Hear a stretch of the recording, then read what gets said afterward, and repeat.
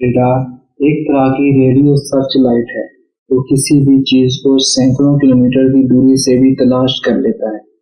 Radar ये काम धुंध और अंधेरे में भी कर सकता है। रेडार को इसका नाम रेडियो डिटेक्शन एंड रेंजिंग से मिला है।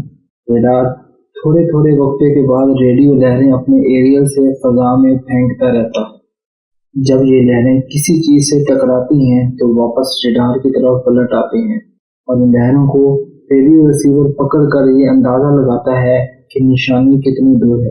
रेडियो लहरों की रफ्तार 3 किलोमीटर पर सेकंड होती है। इसी तरह रेडार की डायरेक्शन से ये अंदाजा भी लगाया जा सकता है कि ऑब्जेक्ट की डायरेक्शन क्या है। बहरी जहाजों, बंदरगाहों और खतरनाक चीजों जैसा कि बर्फानी चट्टानों को देखने के लिए रेडार का इस्तेमाल किया जाता है।